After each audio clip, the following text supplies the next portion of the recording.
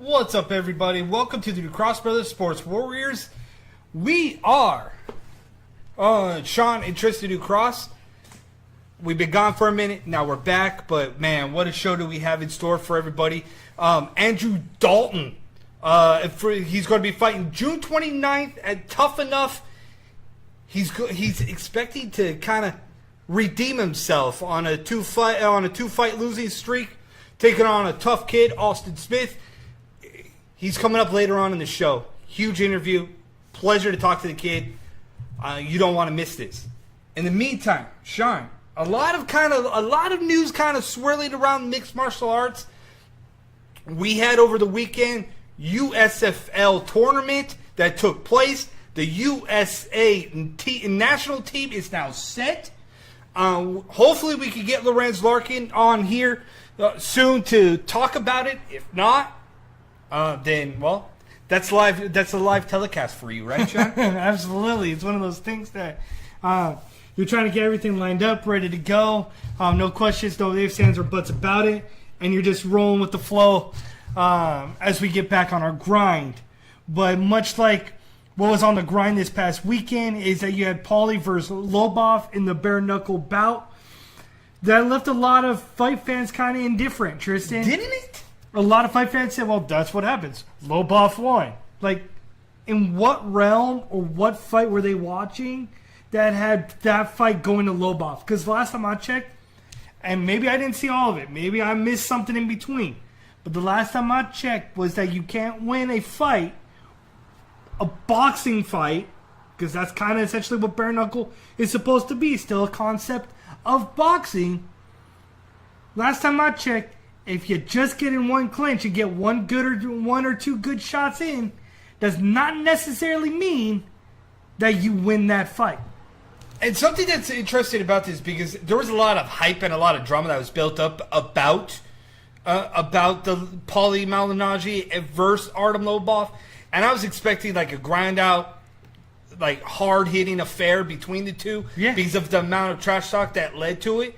But I saw more of a boxing and a technician fight than I actually saw a brawl that we have been accustomed to seeing from fights in BKFC. And that's what I was thinking, was that when I was watching that fight, I saw Paul Malignaggi boxing more effectively in that fight versus what Lobov was doing. Absolutely. I saw, for a guy that had a busted up hand, a swollen hand, I thought at the end of the day, you saw more strategic striking from Pauli, where he was utilizing his left hand jab, and the jab alone was messing up the face of Lobov. And on top of that is like every time Lobov came in, he slipped, countered with the left every time. And every time he would clip him. And it was like, I saw more damage and more striking being done against Lobov than I saw Lobov against Paul Malignaggi. And everybody's like, this is what happens. Lobov won. It's like, I just didn't see it. I personally didn't see it. The only thing I saw that happened a lot was the fact that Lobov, his strikes were a little bit more dirtier and a little bit more impactful. So that's where you got the cuts, that's where you got the abrasions. And I get it, because it's bare knuckle. We've seen the pictures of the hands of Pauli. Yeah. So we know what it means to be in there with no gloves or anything like that. Did it live up to the hype is my question coming into this. That it the did not. Expectations did it. It did not, just because of the fact that it wasn't as aggressive as people are accustomed to seeing from Artem Lobov in his first bout to this bout. There was a lot of animosity between each other going into this bout that made you go, okay, so this is going to be drawn out. Chaos is going to ensue. It's just going to be ridiculous. Paul Malignaggi is going to get into a bout that he should not be in. Boy, were we wrong on that one. Because, if anything, Paul Malignaggi did what people thought shouldn't have been done. Let's bring boxing into bare knuckle and show that it can be done. Then you see everybody else talking about, oh, is the MMA debate versus boxing dead? I don't think you can entirely say that because, again, a different avenue of a combat sport. Very true. Once you get a MMA fighter in a boxing ring, and the outcome is drastically different, then yes. A la what you saw with McGregor and Floyd Mayweather. I think that transition is done, and it's already been proven by Floyd Mayweather that an MMA pugilist cannot take on a premier boxer. But what I would love to see is a boxer transition into MMA, a la James Toney, and see if there's another avenue in this era that sees something different. Yeah, I just personally think that this boxing versus MMA thing needs to just die. It needs to just stop. I think so too. You stay in your lane, I stay in my lane. Exactly. We call it a day. But will it ever completely die? I don't think so, because mixed martial arts has boxing, Muay Thai, MMA. You're always going to have those combinations inside this realm. I find it very hard for that to ever be thought about. You know what? Let's just be done with this. It's going to be a debate that is going to be around for decades. To the test of time, it's going to be around. And I think the only time it's going to ever maybe completely subside a little bit is if an MMA fighter with a well-known name goes into the boxing area and competes at a high level, not just for a payday. That I can see. Then we may have a different conversation. Because to me, you can almost pause the talk on McGregor versus Mayweather, because that was just for a payday. That was just a quick buck. How fast it can I wasn't make really money? about an MMA fighter stepping into boxing and vice versa. It wasn't even about that. It was about that Conor really thought that he could go in there and beat up Floyd. But when you saw that fight, it didn't leave anything for the imagination. The issue that I have here, I'm going to switch this narrative a little bit over to across the pond, because I want to talk about Pauli for a minute. Pauli retired from boxing for multiple reasons. Do you think after this fight he should stay retired? Sean, should Pauli go back into retirement after this fight? Because that's a question that everybody's talking about right now. He should have stayed retired. At some point, I get that. I think he's 33, so he should still have some legs left underneath him. But he's been in some wars. His head ain't what it used to be. He has. Should he stay retired? It's hard for me to think about because of the fact that he's talked so highly about wanting Conor McGregor.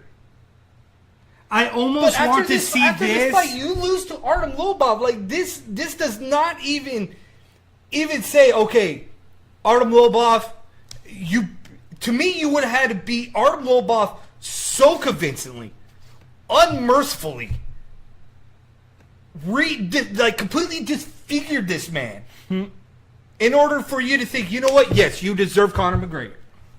After all the back and forth between Conor McGregor and the sparring session, the videos, I've seen the memes. I've seen some of the photos. Some of the punches that he took were exactly the same ones that he took in the video with Conor McGregor. So, if he thought that this fight was going to get him that payday, or thought that he could get that fight against Conor McGregor, boy, he was delusional as they come. Because there is no way that the Conor and the Pauli fight happens, period, after this. And you know what? It's brought up in the chat room right now was that you got Pauli's hands that are too beat up right now. So if that's the case and his hands are too beat up and his hand looks really badly broken and everything else like that, then absolutely I'd say, yeah, stay retired.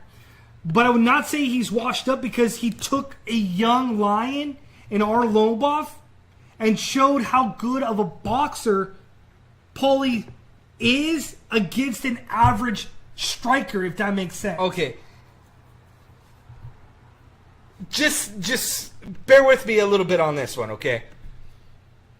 It pertains to Artem Lobov. Somebody in the chat room, anywhere, I don't care, but y'all need to just help me understand something, because Artem Lobov is not a decorated champion. He is not, I want to say, the best MMA fighter. He has a losing record in MMA. He has a winning record in bare knuckle. Can somebody please just explain to me again, why are fans, why are people saying that here's a guy that is now 3-0, Sean, in BKFC, the greatest of 2-0. all, 2-0, the greatest of all time. Why does he deserve that acronym? He has a losing record in MMA. He's 2-0 in bare knuckle, and he's the greatest of all time. And he barely squeaked by Pauli. I need a why? Because he had the first most exciting fight in bare knuckle history.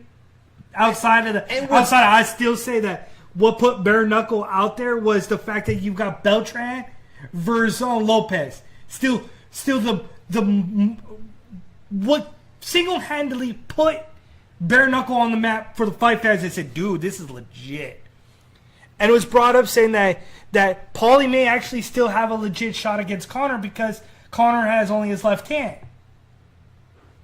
I think that's why everybody wants to see the Pauli fight.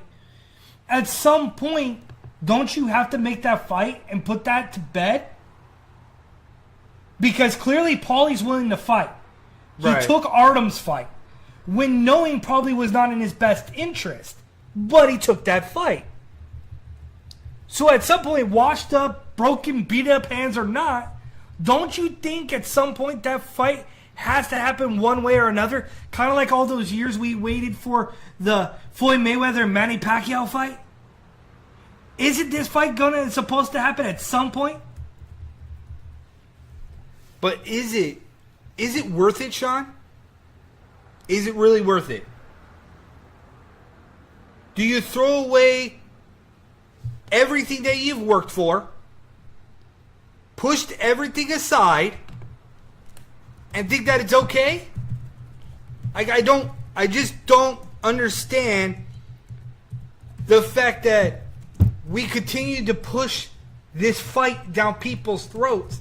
I don't see it as a very viable option, nor is it a interesting option, at least to me.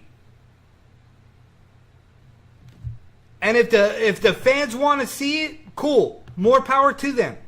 But to me, I look at it and I'm like, well, here's just another money grab, and here is a Pauli versus Conor, just like it's Conor versus Floyd. But that's what we're all about, the quick money grab. When and where, time and place. You pick the date, you pick the venue, we'll call it a date. Ooh, that was fluid. That was dope. Go ahead, Sean. Whoa! There you go. That's what you got. That's what I got you for. So, go ahead. Out of all of this, out of the Pauli, the Artem Lobov, like Conor McGregor intangible that is in that middle, that is lurking. After what you saw, honestly, Sean, people in the chat room too, honestly, do you believe the next fight for Pauli is a Conor fight? Let's be real. Be honest and truthful with yourself. Throw out all the injuries, all the cuts, all the bruises, all of the issues that Pauli said that I'm not going to fight in bare knuckle. That's cool. You don't have to fight in bare knuckle. No, the debate's over with now. You believe the debate is over with and it should die right now? It's going to die right now because of the fact that Lobov is Conor McGregor's boy. So why would Conor McGregor fight a guy who busted up his hands and did not beat his own guy substantially? So if you're Conor McGregor and you're looking at what transpired, if Pauli would have won and said, yeah, you know what? I'm the victor. And his hand was raised that night. Yep. I bet you 10-1 we would have had a comment from Conor McGregor. And do you think But that because after the fight, if Pauli would have won, do you believe Pauli's calling out Conor? No, I think now Paulie's going to go into hiding, and Conor McGregor doesn't care. That's where we're at. Do you really think Conor should have cared? He would have cared if he beat Lobov. Because this whole thing about Conor McGregor's persona erupted when he started to stand up for Lobov. Yeah. If he never stands up for Artem in the backstage issues with Uriah Faber, Conor McGregor's chest never gets ultimately puffed up. We don't end up hearing his antics, this, that, and the other. But Conor McGregor found what made him him. There's no value with Pauli now. Pauli lost to a lesser guy than Conor McGregor. Lobov is a poor man's version of Conor McGregor. There's not a whole lot left. So if Conor McGregor ever is to come back, yes. Do you think he's coming back? you can't go out the way you went out. If you are a star and you got murdered by one of the best, you can't roll over and play dead. You're not a dog who's being taught to play tricks. Man up, dust yourself off, go either A, redeem that defeat, attempt at it, or you get up and you take on a Diaz. You take on a Ferguson. Since we're on the Conor talk, one of the persons in the chat room, Eddie, he says Conor's career is over, and I'm hoping I can get this quote real quick and I'll throw it up. But he's saying that Conor's career is over unless CM goes to boxing on a lower level. He couldn't win another fight. See, that's where I'm torn, because you do realize that this was a guy that Conor McGregor came out, lost, won one, lost one against Diaz, right? A lot of people spin it however you want. He was able to redeem himself, correct? Yeah. Loses to Khabib, regardless of what everybody thinks, dude, he was in that fight and could have won it on several different situations if he could have got himself out of a bad predicament. Am I right or wrong? Yeah. I don't necessarily think Conor McGregor's career is over. I think that we're going to talk about Kobe Covington here in a second, okay? Because he's been gone for a year. That's another issue. Conor McGregor is a guy that now can pick his spots knowingly, correct? Yeah, but him picking his spots is like him picking a needle in a haystack. At some point, you just pick a fight. When a fight is thrown at you, and you're a fighter, and you're a competitor, you fight. You compete. So when you look at what is going on, it's hard for me to fathom we're going to see anything change anytime soon. But one thing that was said was that, where is it? Says that this is a perfect segue. You know what? Conor's value is trash right now. Well, that's where we're at right now with BJ Penn and his career being trash. The guy got arrested in Honolulu, Hawaii this weekend for starting a brawl at a strip club with a bouncer in a parking lot. That's where we're at now. That's where we're at with people's insecurity with their value of themselves. Like, really? That's what we're doing right now?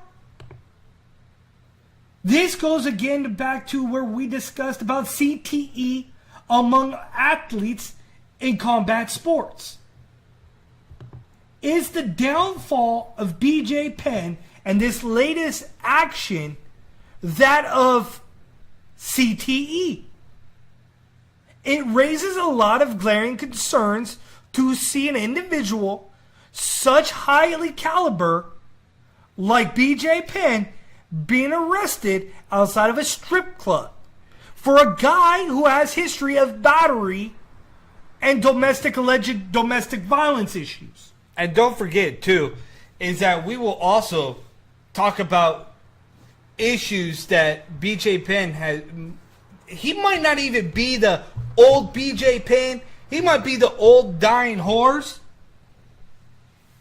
And that's a problem.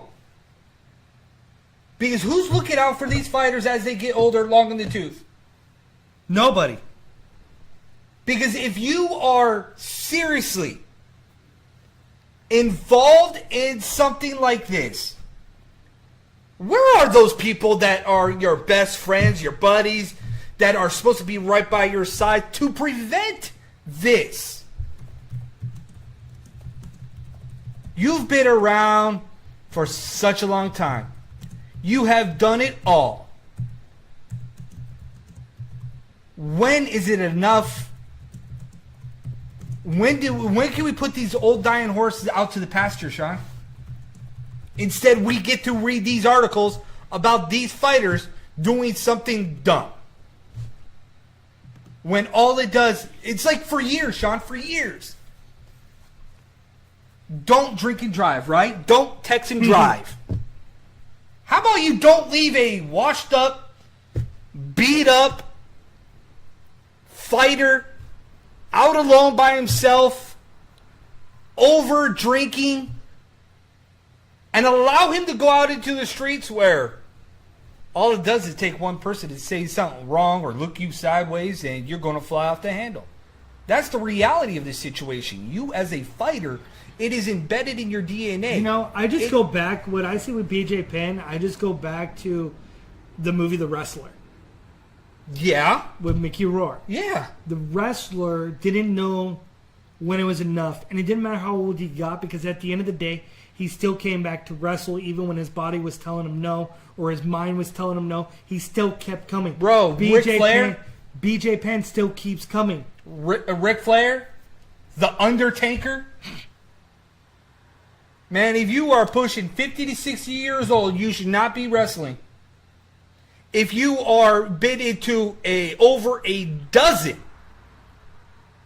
bad fights, bad knockouts, head injuries. Yeah.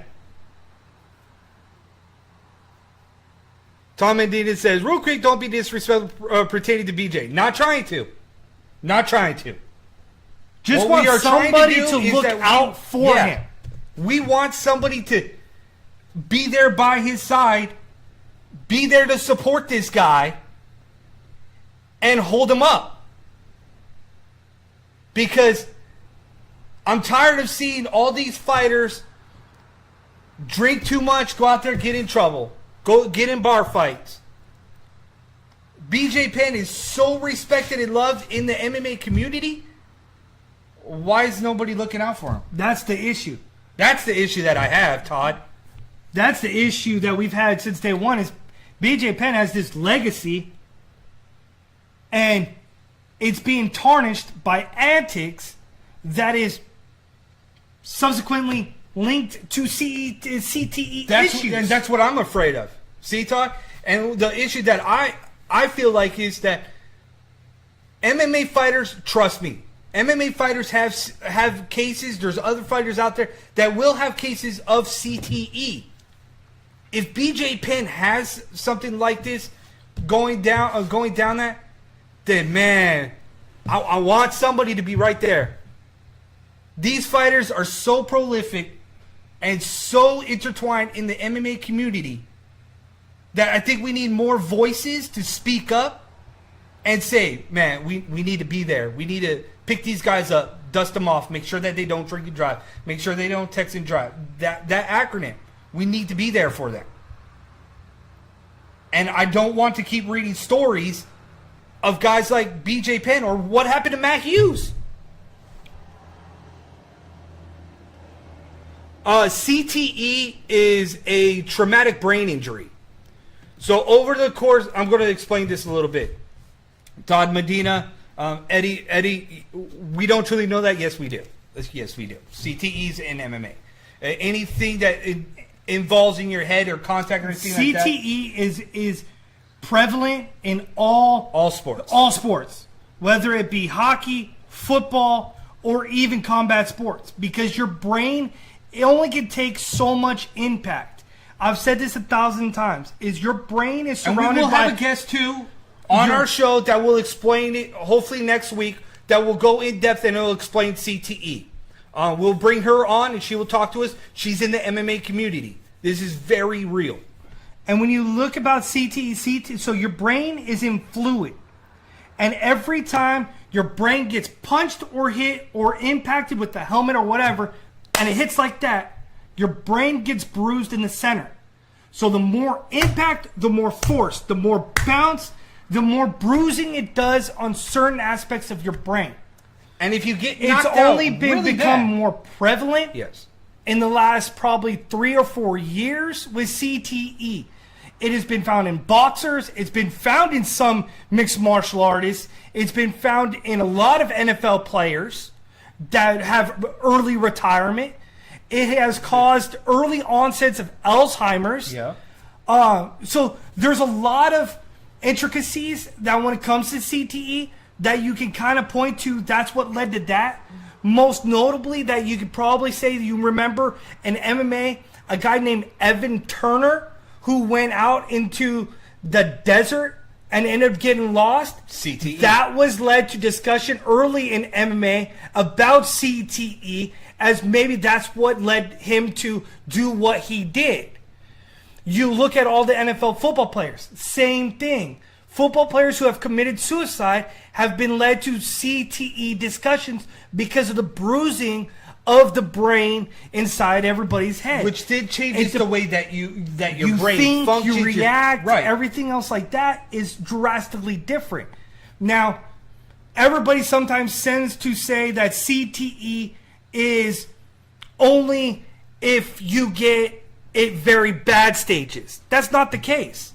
Like Jason Mayhem Miller, what he has done in his career and fell off so drastically off the wagon where his mental state has been called into question numerous of times, has led many people to believe, again, that's CTE, because that's the impact of the bruising of the brain. Yeah. Eddie in the chat room says, what do you feel on the Tony situation with his issue? This isn't a sport issue. This is a personal issue.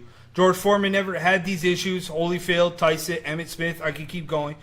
There's some people that not every person, depending on the battles, the impacts, the brain damage, it doesn't impact everybody. And it impacts everybody differently, right? Depending on how they handled their beatings to their heads, whatever it may be. See, the Tony situation, I think there's a lot more that Tony could be one of those people that has CTE early onsets just because of the fact that when you look at Tony's, again, the stories that you hear from a lot of time, Tony leads you to believe. So the mental state, the freaking out of what's in a fireplace, or I'm hearing voices over here. That has early signs of what CTE can imply into somebody's mindset. And look, and this is kind of what I brought up last show, a couple weeks back. Jeff Frater in the chat room.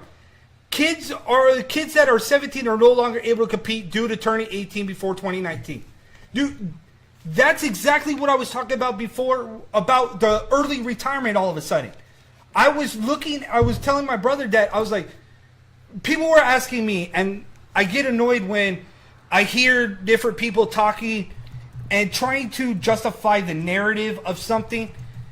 And when I'm hearing about, I'm going to use Sage Northcutt as an example.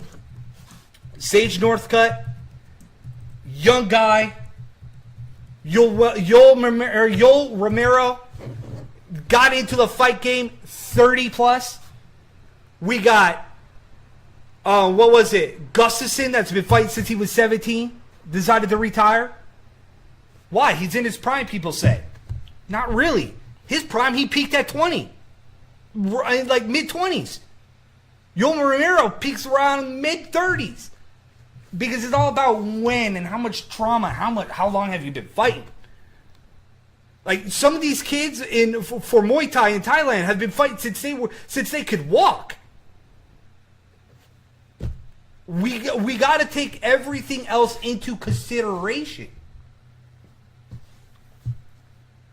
Jeff Frater, this is for Rome. Yep, incredible. So I want to try to get Lorenz Larkin on here. I'm having a little bit of a problem with that portion, so that's going to have to bear with me real quick.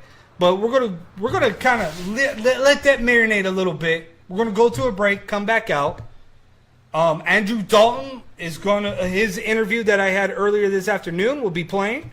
I hope you guys like it. Then we'll come back and address some more issues that is in the chat room with Eddie and the boys in there. I love good conversation. I love it. This is what we do. This is why we try to give a platform to everybody. Because, dude, everybody's welcome. Everybody. Two sides of the coin, never one. Absolutely. Dare to cross the line. We're here. We're the New Cross Brothers. We'll be right back after this brief message. All right, fight fans. So you're looking for an MMA community? Join our boys, Fightbook MMA, right here on Facebook.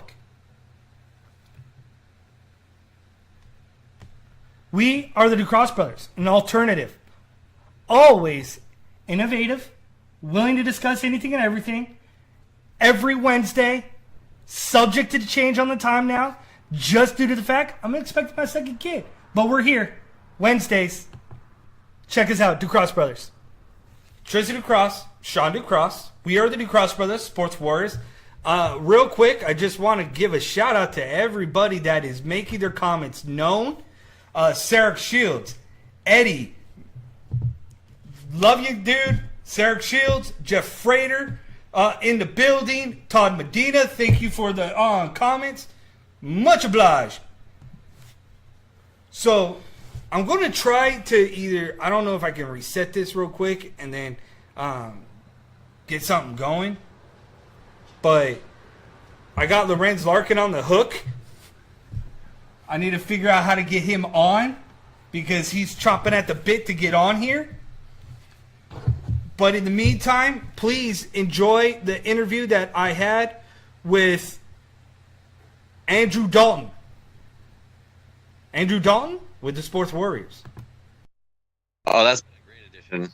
So on top of the strength and conditioning, I got invited by one of the fighters. We were on the same card at one time.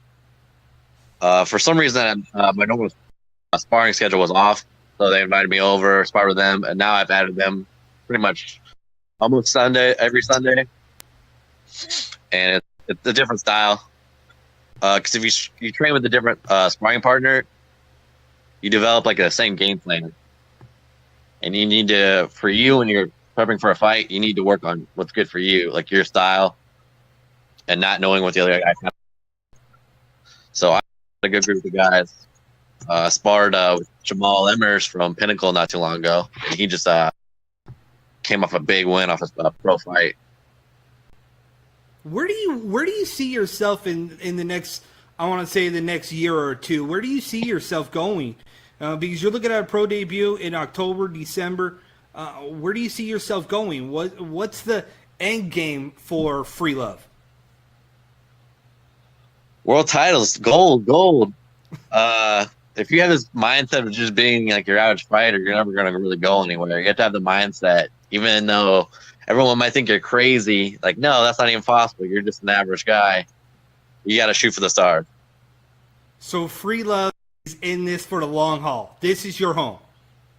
Yes, sir. All right, Andrew. If you love what you do, you never work a day in your life, right? Oh, absolutely. I agree with that 100. That's why I like talking to fighters like you and giving you guys a platform to show yourself to the people and why they should believe in you and believe in your hustle. So good luck to you. June 29th, my man, at Tough Enough in Las Vegas. Packed them 15,000 people, man. Go get that W. Will do. All right. Thank you, Dalton, for joining the Sports Warriors. Get that W, my friend. Thank you. You guys have a good one. We are trying to get Lorenz Larkin on here to discuss USFL going down in USFL pankration. The Nationals just happened with IE Fight Night. It was awesome to see all these young kids competing, an opportunity to go to Rome, Italy, to compete for Team USA against the world. What I classify as best of the best, just not in movie form. So you don't see that too often, but it's one of those rare things that you do happen to see, and it was one of those things that, man, dude, that was murderers. That's Murderers Row that's coming out for Team USA that many people don't get a chance to see here.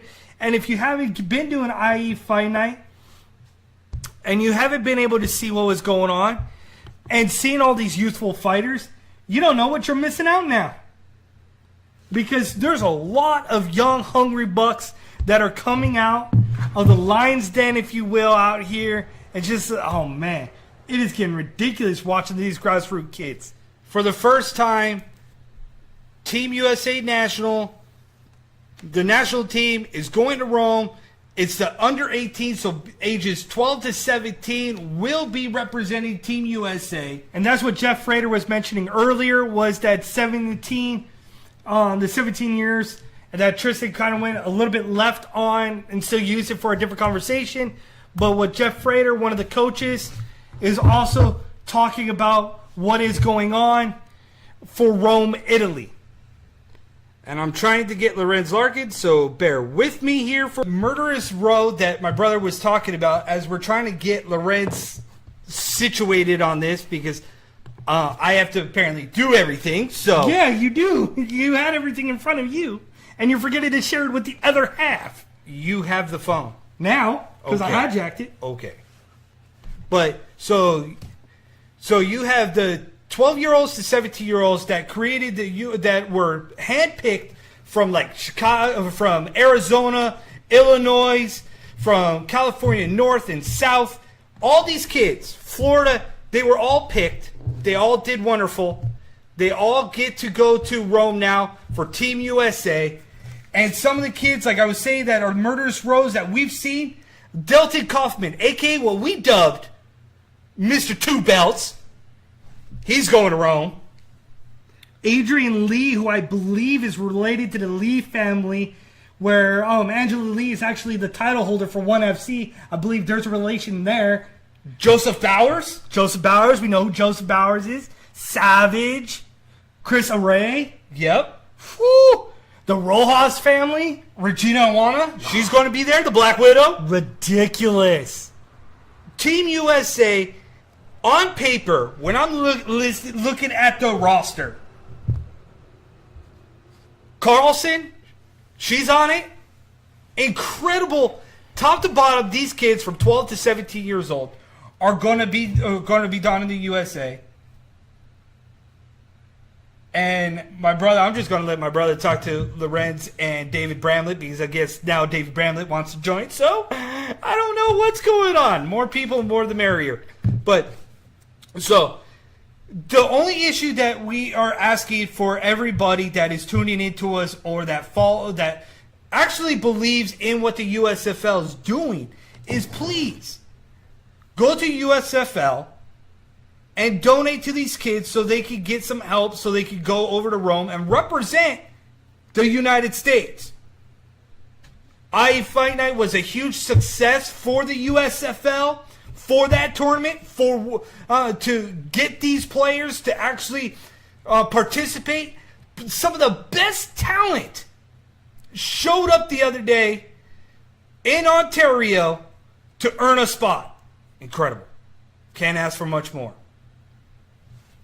It's all about developing the talent, and we are here to help get that word out.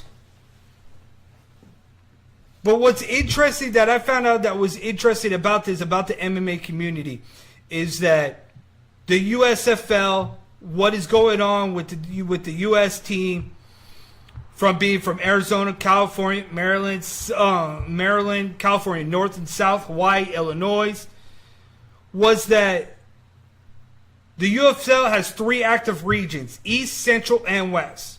So the national championships helped them kind of get everybody and the ball rolling, so they can pick out the best teams, get the best teams going in the right way.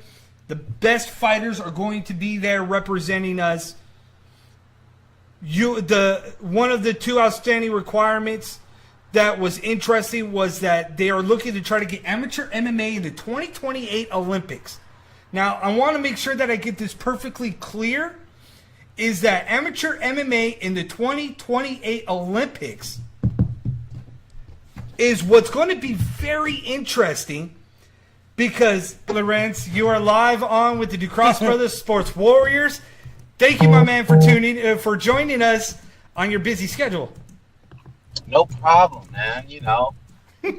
I just tell a couple important people that they had to hold on, and I had to talk to a couple of other important people, and those things can wait. All right, so my man, you have been in the forefront about this USFL movement, essentially the grassroots of it, the being pretty much every single IA fight night we have the youth pankration on the undercard. This past weekend, you guys had the tournament, which seems to have been a huge success for the kids, for the Team USA to be established now. What's the feeling going on behind this? It was a lot of hard work, but it paid off. A lot of kids got in a lot of experience. We were able to have kids from all over come. A kid competed from Japan. Big team came out of Hawaii to fly down. We had a lot of experience at this national, and it was great. It was some great fights too. So I'm pumped. I'll win, and it's on and on to the next. Now we're looking forward to next year and keep it going. What is it about USFL and the pankration for you and Dave about getting the youthful kids out there and a chance to go to Rome, Italy to represent their country? You said what it means? Yeah, what does it mean being part of such a big movement that's starting to happen? It feels great, to have a little piece in it, and kind of just provide the stage where these kids can compete at. It's not a lot of people out here doing it, doing it up big for the kids, and that's the future. Everybody talks about MMA and pros and amateurs, but now the competition and kids that are coming up, they're coming from pankration, and these kids are competing at like 7, 8, and turning into amateurs and turning into pros. So this next batch of fighters coming up is ridiculous, Did you ever think, Lawrence, that it would get this much traction in this short amount of time? Pankration or what? Pankration. Because it seems like it all of a sudden just picked up steam real quick. No, because pankration kind of, I don't know, to me it kind of had that for a while ago. Before it got all sanctioned and stuff like that, it was kind of like the tainted thing of MMA, because they had all these these smokers that were pankration fights, that weren't sanctioned, and it kind of just had a bad taste in people's mouth about pankration, especially when you involve kids into it. So, things have changed, though. USFL is a great condition and a great governing body that makes sure all the kids are great and healthy and safe. And, so it's, a lot of good things are happening with pankration. And the USFL has some heavy hitters that are going to be coaches for this international team. You got on the kind of the committee stuff like that. You have Joe Daddy Stevenson. You have Dukas Rufus. I know that you're out there representing USFL. Why do you think that more pro MMA fighters should step in and help the USFL or help out the pankration and continue to grow? Well, it's the future. I mean, that's what these coaches are going to be dealing with. You know what I mean? They're going to the whole game. The game hasn't even evolved to the point where these kids are at right now, because it's going to be a whole different type of fighter. You know, now you're having, like when I started, you know, I didn't have that much experience. Now these kids, I know kids that have like 14 pankration fights. You know what I mean? So it's like, when I went pro, I had 10 amateur fights. That was it. So these kids are going to start coming in like boxers. You know, when these boxing kids, amateur boxers, you know, usually the kind of the norm is like 60 fights for an amateur boxer, like a USA boxer. You know, that's like 60 fights they usually have before they go pro. So is there a good chance that at this point in time, with the evolution of pankration and the youthful fighters, that the younger fighters stand a chance to hit a little bit more of a peak a lot sooner than some others may do in this?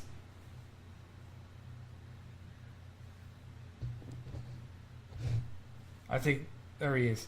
Did we lose you? You back? Gotta love when you're driving, right?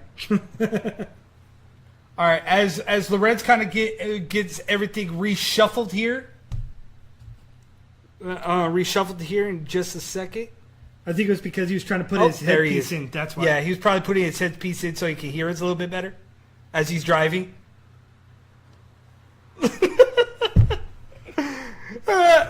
It's okay. You're trying to multitask. Right, trying to multitask and drive at the same time. So I do everything, man. I'm telling you, I'm doing my taxes as we speak. Weren't your taxes due right? already? Aren't at you the late on beginning your of the year? taxes? No, I got an extension. Okay. No, But but yes, you know what I really did want to do is because you know we usually don't keep things from you, but I wanted to kind of tell you guys on air that we have a crazy matchup for IA Fight July 20th. we think we may know unless it's not on the roster yet. It's not on the roster yet. Okay, then who do we Well, got? who do you No. think? No. I'm not breaking that news. No. You, No, you are the can't. boss man. You're the boss man. You can say it. Well, wait. What weight are we talking about? He's a champion. He was supposed to. Maybe, I don't know. Maybe you might know. He was supposed to fight in Las Vegas. I'll let you know that. What's the fight in Las Vegas? Tough enough. Okay. And he's in the chat room right now. And he's in the chat room right now listening. We got the 185 champ, Cedric Shields, versus Alexander Cruz, the 170 champ. Ridiculous. Told you. We looked at each other. We looked at Yes. each other and said they just done it, but they just became stupid. That's gonna be a fight. That fight is gonna be crazy. That fight is the price of admission, Right? period. If you already, Dude, if you haven't seen the Cedric Shields fight, you're sleeping. if you haven't seen a Cruz fight, you've been sleeping. Right? These are both dominating champs, and wow, July is a fight. 20th, somebody's is going to be... Whose title's on the line? Alex's. Oh, so Cedric so- Shields might become Mr. Two Belts. Yeah, And then everybody's going to come after Cedric Shields. Everybody. I already know a couple fighters that want Cedric Shields like right now. So, Cedric Shields, boy, he's going to have like a big giant bullseye on his back if he comes out with 2 titles. That's gonna be a crazy one. That was the little bomb I wanted to drop for you guys. Dude. Yeah. But that's a bomb. That's a bomb for everybody watching us. Right. We tell everybody don't sleep on IE Fight Night, and this is prime example why you don't sleep on it. That is like literally the 2 top prospects of of the amateur MMA scene right now, in my eyes. Oh, absolutely. And if you don't, like I said, I mean, when I'm straight up saying, when I'm pumping these 2 kids up, I mean, you don't know what you're missing. Right, because we've been in the MMA circuit for a minute, and we've seen a lot of kids come and go, but there's something special about Cruz and about Sarah Shields. And if you haven't got your tickets now, what are you waiting for? Hey, get at Lorenz, get at Sarah Shields. You see Lorenz dropping the mic right now? Right. Remember, that's what Cruz did at last IE Fight Night. Yes, he did. He did. Nice call out. Yes, I remember that. Our boss didn't even know about that. And he's like, boom, mic drop. He's like, yeah, that's what Alexander Cruz did. Oh my goodness. All right, so huge bombshell just dropped on the Sports Warriors here. Sarah Shields, what do you got to say in the chat room about this upcoming fight, man? Right? You just said can't wait. Sarah Shields in the chat room says, I can't wait. Dude, I can't wait. You hear the excitement from us and Lorenz Larkin when he just dropped it. You can't hide that excitement because it's how you feel when you hear both those names. Especially if you've seen both of them fight. Right? We got one dude that loves taking people to Suplex City, and we got another guy that loves to throw his hands down somebody's throat and leave them laying on a mat and just do a mic drop. You know what's funny? David's like, you looked at the site? It's like, dude, we're always doing our homework. Actually, I did not look at the site. Actually, see, we have fighters that usually drop us little slides on in our DMs and lets us know, hey, guys, I just want to let you know we're fighting on IE Fight Night. And they'll be like, what? Against who? Weren't you just fighting so-so? Yeah. But we're back on IE Fight Night. Then I just start asking questions. Now I want to know. So that's what happens. You slide into my DMs and you expect me not to ask questions? No. We're going to have a talk with Sarek. Hey, Sarek Shields. Good job, buddy. Oh my goodness. I love these guys. But real quick, before we let you go and get off of this, IE Fight Night, July 20th. But you also have the Rome, Italy, and all these kids going. First time ever. Possibly amateur MMA in the 2028 Olympics. What does that mean for amateur MMA as well? Oh man, it just means everything. You know, that kind of solidifies what the sport has been working for. You know, anything in the Olympics is pretty much like, you know, solidifying that MMA is where it should be. You know, with boxing and everything else, and wrestling. So, you know, hopefully we can get in there. So again, here on the Sports Warriors, Lorenz Larkin, my man, thank you for joining us. Talk about the USFL. I think we need to do a little bit more for these kids, giving them a unique platform, and I think it all starts with IE Fight Night in Ontario, July 20th. The U.S. national team is set for Rome. Please support these kids, man. They just want to be like you guys. They want to do this long term too. So let's give them the platform. They deserve it just as much as everybody else because they go and step inside that cage or they fight just like everybody else. We'll try to get all the GoFundMe pages together here, put it up on our website, and get it out there to everybody. And just, everybody that's tuning into us right now in the chat room on the USFL fan page, please send us all the GoFundMe pages and we will spam them, get them out there because these kids need some money, donations, and stuff like that so they can get to Rome to represent this country and do it on a big scale because 2028 Olympics is going to be coming fast and furious.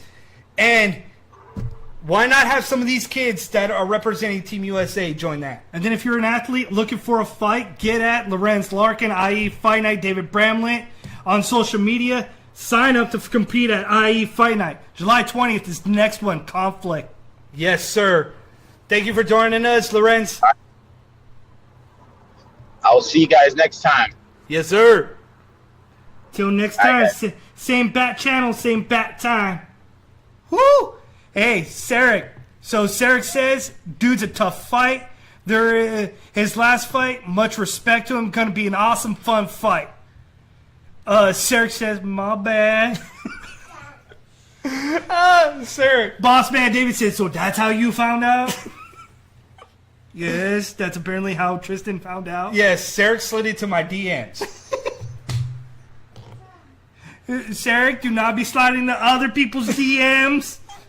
Keep it on the down low. But man, July 20th, probably the biggest fight on the card right now. 170, 185. Your champs, only one can walk out as a champ. And that could possibly be Sarek Shields? Man, that's just a price out of admission itself. Like, you look at the evolution of MMA and you think about two fights, okay? When it comes to IE Fight Night, you think about the Sosa fight. Yeah. At the beginning of IE Fight Hands Night. down. The Sosa fight set the tone for IE Fight Night. This is now going to be the evolution of IE Fight Night with Cruz versus Shields for the 185 title Nope, 170 title, Cruz's title. at IE Fight Night, July 20th, Conflict in Ontario. If you haven't got your tickets yet from these kids, they'll be out soon and y'all be sleeping. But if you're a fighter and you want to get on the hottest amateur promotion right now in Southern California, In the Inland Empire. go to IE Fight Night on Instagram, follow them, slip them a DM, not Tristan, slip them a DM. Lorenz Larkin, the Monsoon, slip him a DM. David Bramlett, the second, slip him a DM. They wouldn't mind hearing from these fighters and getting new blood on these fight cards and showcase talent. Absolutely. But until next time, your boys are out. We ran a little bit long, but we'll be back next week. We got a lot to talk about. Yes. But we're the New Cross Brothers Sports Warriors. Until next time, we're out. Dare to cross that line? Join us Wednesdays.